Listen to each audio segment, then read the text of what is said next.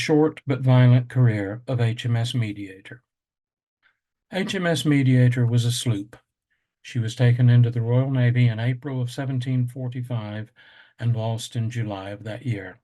Her only claim to fame is that, through a quirk of fate, she is the earliest American-built merchant vessel whose lines were accurately recorded and preserved. The American historian Howard Chappell studied these plans at the National Maritime Museum, now known as Royal Museums Greenwich, and his writings about her are now the accepted version of her story. His work focused on her structure, and his conclusions have been quoted by students of American maritime history for decades. After research using facilities not available to the legendary Mr. Chappell, I would like to add some information to the story of HMS Mediator. I hope to add something to understanding her build characteristics as well as to illuminate her service and the events in which she was involved. My sources are files held at the National Archives UK, Royal Museums Greenwich, the British Library, various contemporary gazettes and newspapers, Lloyd's List, the map collection of King George III, the National Army Museum, the Mariner's Mirror, and various theses and anecdotes from biographies and autobiographies. Mediator was Virginia-built, phrase that at the time covered craft built on the banks of the Chesapeake Bay and its tributaries. She was launched in 1741 or 1742 as a merchant vessel of a type commonly seen all up and down the east coast of America, especially in the tobacco trade, but there is no evidence yet to confirm this. There is no known record of her early years, but in 1745, Mediator was purchased in Antigua by Captain Charles Knowles, the senior Royal Navy officer there. As usual, England was fighting a war, and Knowles pressed her into immediate service in the Royal Navy. It wasn't uncommon for a vessel to be owned by a serving officer and be hired to the Admiralty. A senior officer, especially in a far-flung post, could make all the arrangements and ensure himself a good income. Knowles reported to the Admiralty in his journal entry of March the 26th, 1745, that he had urgent information about French men-of-war carrying troops in his area, and he dispatched 2 sloops, one to England to, quote, acquaint the lords of the Admiralty therewith, end quote, the other to another command in the Leeward Islands. He did not mention that he owned one of the sloops and had taken it into the Royal Navy service. Thus began the service career of His Majesty's ship Mediator, carrying dispatches from Antigua to the Admiralty. The journey was around 4,000 nautical miles, calling at Lisbon on the way. She was under the command of Lieutenant George Hamilton, a well-bred, well-connected, and experienced sailor who had recently been third lieutenant on HMS Duke. Upon reaching England, Mediator entered Bridport, then known as Bridgeport, on the southern coast on May the 5th, 1745. Mediator was sent immediately to Portsmouth for survey, and the shipwrights there submitted their report on May the 16th. They were very rude. Quote, in obedience to your directions, we have carefully surveyed the Mediator sloop and find her condition as follows. The greatest part of the footwelling and ceiling is only 1 1/4 to 1 1/2 inch deal. There is but one breast hook under the deck, only a short platform abaft for the officers, but none above. The kettle for dressing the provisions is fixed in a frame which stands on the ballast. They went on to say that the main deck was only kneed with lodging knees. There was only a single breast hook above the deck hook. There were no bits, no windlass, no capstan, no spurketing between the timberheads or planking, and an inadequate and suspicious lightweight stringer along the gunwale. There was evidence of the teredo worm. It goes on, quotes, we are making good such parts of her as had received damage, which will be completed in 4 or 5 days. She is cleaned, tallowed, and put out of the dock this morning, but defer doing anything more to her till we receive your further directions thereon. For if the hooks that are wanting should be performed, which in our opinion should be done to make her a fit vessel for service in the Channel, the expense of these would come to more than she is worth. That is worth remembering later. We are told she was built in Virginia about 3 years and a half ago. Her dimensions and tonnage are as follows, viz., they go on to give the length on deck is 61 feet 4 inches and the breadth extreme 21 feet 2. Depth in hold 99, total tons burthen 104 and a fraction. Herewith we send a draft of her that you may be the better judge of what sort of vessel she is. This draft, to which they refer, is the plan now held at the Royal Museums, Greenwich, reference J0569. The value of her hull, masts, cross yards, furniture, and stores, according to the best estimation we can make of them, is as follows, and they come up with a sum of £255, 10 shillings, 8 pence. While the officer's space and captain's cabin are described, there was no description of the crew space or provision for marines. It was undoubtedly Spartan and must have been uncomfortable in the extreme. About the only thing they didn't criticize was the stove. The shortcomings in her structure were red flags, and the tone throughout was critical of the state of the sloop. The survey plainly states that Mediator was not worth the cost to bring her up to Royal Navy standards. For context, Captain Knowles paid £360 for Mediator. The survey gives her a scrap value of £255, but the Admiralty were contracted to pay Captain Knowles £300 per month for her hire, plus the Admiralty was to bear the costs of all of her maintenance while serving. Two things are worth noting here. The reference to, quote, built in Virginia some 3.5 years ago, end quote, is the only thing known with certainty about Mediator prior to her Royal Navy service.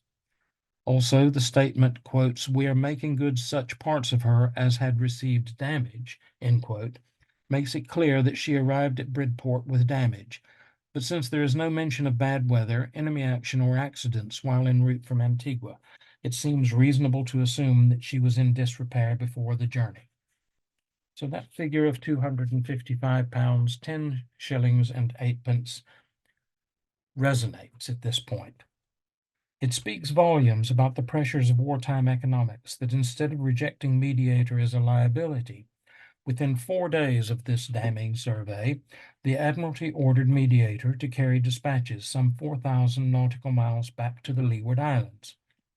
Accordingly, after a 10-day delay to fix some of her shortcomings and fit her with 10 short 4-pounders plus 16 swivels, she left Cowes, the Isle of Wight, on the last tide of the night of the 2nd of June.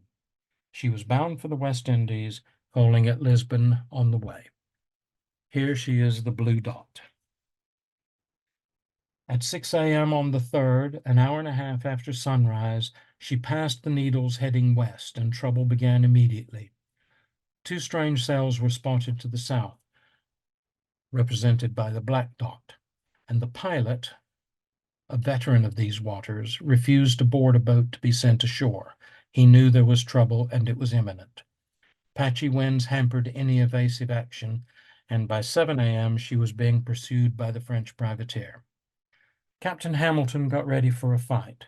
While the surgeon and carpenter hurried to prepare a stage below decks to receive the wounded, Hamilton rallied the men. He gave a stirring speech and optimistically planned to allow the Frenchmen to come alongside and then fire broadside with his 4-pounders.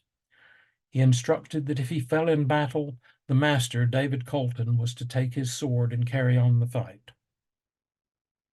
The privateer closed the range and fired into Mediator's sails and began volleys of musket fire. The Marines aboard Mediator under Sergeant Bull were positioned in the roundhouse and repeatedly asked permission to return fire. Hamilton hesitated, and then he ordered the Marines to set their weapons aside and man the sweeps, planning to seek cover under the guns of Fort Old Harry on the Dorset coast, immediately in the path you can see indicated by the 2 arrows. Around this time, Colton, the master, who was watching their attacker through his spyglass, reported to Hamilton that the privateer had, quotes, 2 tiers of guns. It was a 2-decker.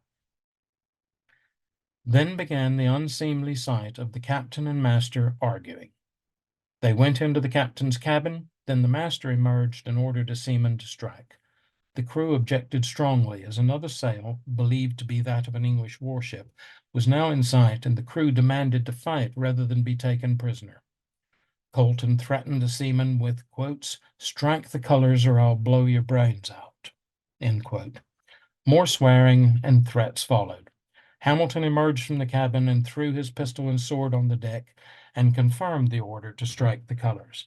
The other officers joined in and threatened anyone who resisted this order, but the outraged Sergeant Bull of the Marines argued until Hamilton beat him to the deck with a cane. Bull then threatened Hamilton with a loaded musket, but was knocked down by the master. The master was then knocked into the scuppers by 3 crewmen. Hamilton now ordered the midshipmen to strike, but the crew intervened and a further fight broke out. After half an hour of push and pull, the colors were hauled down at 10 a.m., and Mediator was now a prize of the French privateer. The surgeon came on deck. He found Captain Hamilton in his cabin, distributing fine clothing to the midshipmen in anticipation of their captivity. Realizing the confidential papers were still aboard, the surgeon shouted at Hamilton, who then put the papers into a bag and weighted it with 6 4-pounder balls before immediately throwing it overboard. The privateer was the French snow Naiad. A party was sent aboard Mediator, and all the sloop's crew, except for 9 seamen, were taken prisoner. A prize crew of 43 men took control. Naiad and her prize set course for Le Havre. In Spithead, HMS Assistance under Captain Callis, who coincidentally had just returned to home waters after serving in the West Indies under Captain Knowles, received news that a privateer was attacking English shipping nearby.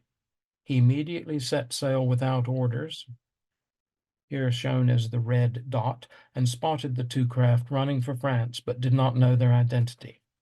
In the best tradition of privateer warfare, the French Naiad made off, leaving the prize crew aboard Mediator to their fate.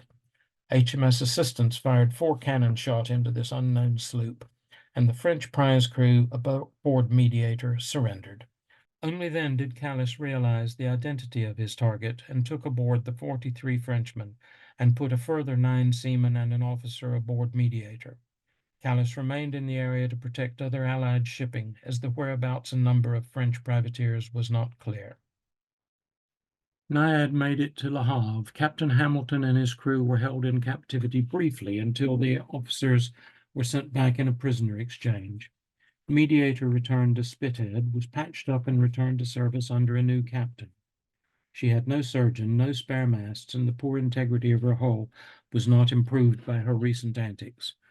While Mediator was again being put to rights by His Majesty's shipyards, Naiad set out from Le Havre once more to harass English shipping in the Channel. The result was different this time.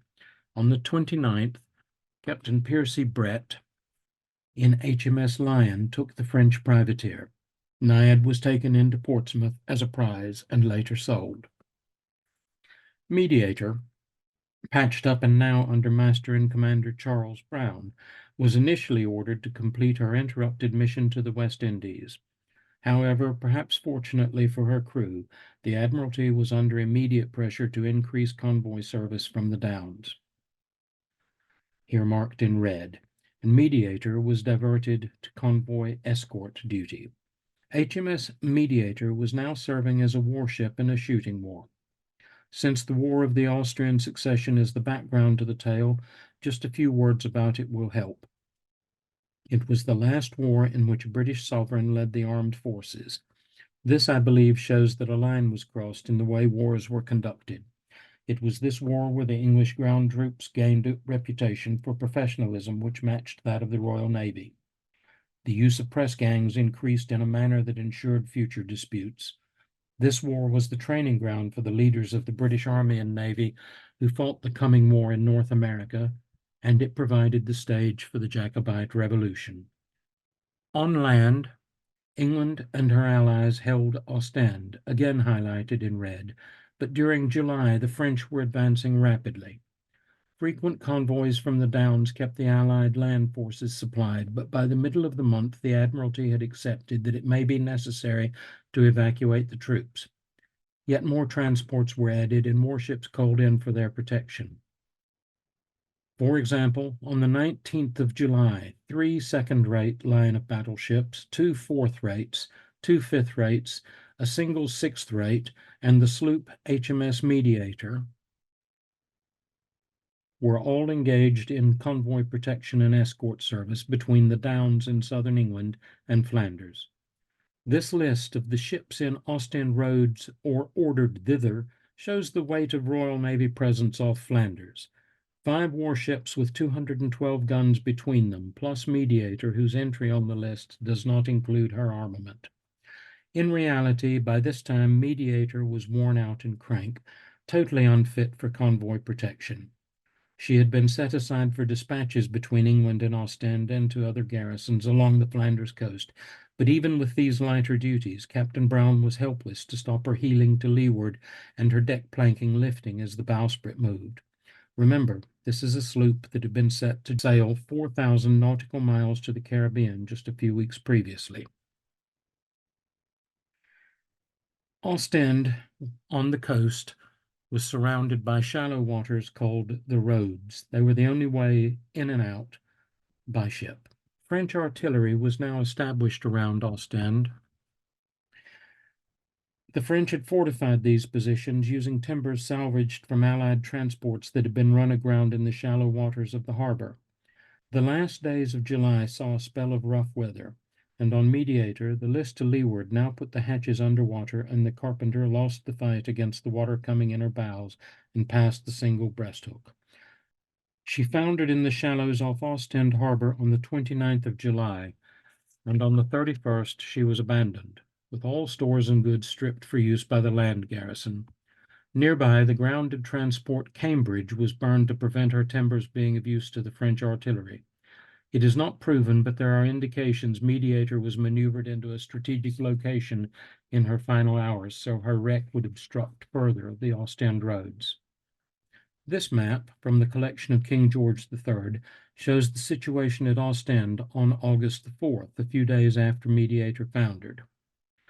The 2 ships indicated are foundered or sunk in the shallow waters of Ostend Roads. This third one indicates the burned-out Cambridge, put to the torch so her timbers could not be salvaged. It is almost certain that one of the first 2 vessels is HMS Mediator. And so Mediator was lost. However, the story was not over. Captain Brown and his officers were ferried back to England by HMS Pearl. Ostend fell, and the war carried on another 3 years. On September the 12th, the fate of Captain Hamilton and David Colton, her master, who had quarreled before agreeing to surrender, was decided by a court-martial. There is no record of any punishment or chastisement of Captain Hamilton. It is difficult to ignore his family connections when considering this point, for the other defendant, the master David Colton, was hammered. Colton was found guilty of cowardice, having, in the words of the courts, quote, intimidated the captain, end quote, by erroneously describing the attacker as having, quote, 2 tiers of guns, end quote. The court sentenced him to be mulcted of his pay, i.e. his pay was to be forfeited. He was barred from ever again acting as an officer in the Navy, and to top it off, he was to serve 2 years as a foremast hand. There are other loose ends to tie up before closing the book on HMS Mediator. We met Captain Brett, Piercy Brett, in Lyon earlier when he captured the French Naiad. 3 weeks earlier, on the 9th of July, the same Captain Brett in Lyon engaged the French ships Elizabeth and Dutailly, who were carrying Bonnie Prince Charlie, the son of the Pretender to Scotland. Brett fought them to a standstill, forcing them to turn back with their very important person. By doing so, he raised thousands of what-if questions about the course of the Jacobite rebellion. We also met Captain Smith Callis, who retook Mediator after her encounter off the Needles. He was what may be in a unique place in history as the recipient of a medal named after him.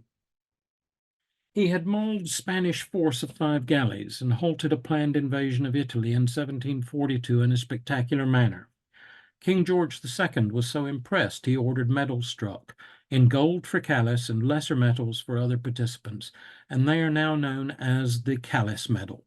This image is of the example held by the British Museum. It depicts the naval action on one side and Calais receiving the award from George II on the other. Calais is buried in Bath Abbey. And what of Charles Knowles? Knowles was involved in many episodes of this time. His aggressive manner of using press gangs in North America came to a head in Boston, where the populace rioted, which played no small part in the coming revolution. These are known now as the Boston riots, but the contemporary name was simply the Knowles riots.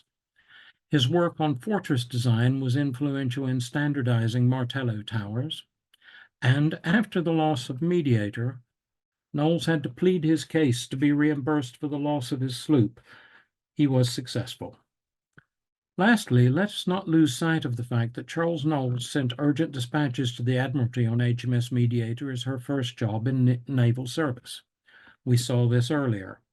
In his request to be paid for the expense of Mediator, Knowles states that she was hastily purchased for that specific task. There are several instances in Knowles' career where he argues with their lordships' bookkeepers about his expenses when he had clearly exceeded his boundaries and spent money without authorization. Whether it was expedience alone that led to the purchase of Mediator or it was a timely investment, we do not know. It is in character for him to have done the right thing for the service. So let's give him the benefit of the doubt. Whatever the answer, on this occasion, the moral high ground is firmly with Knowles. The urgent intelligence that Mediator and the other unnamed sloop carried on March the 25th concerning the sighting of 2 French men-of-war in the Leeward Islands was urgent. The 2 Frenchmen were part of an invasion force headed for the British-ruled island of Anguilla. On June the 1st, before the warning from Knowles reached them, the French landed over 750 troops and would have probably succeeded had it not been for the local governor mounting a superb defense with a handful of men, driving back the invaders and routing their transports. The entire episode was over before Mediator reached England, but Knowles had acted in the most expeditious manner. Even the most humble of craft can brush shoulders with great events and be the center stage for drama. Thus is the case with Mediator. I hope you have found something of interest in this. Please feel free to leave comments, and thank you for watching.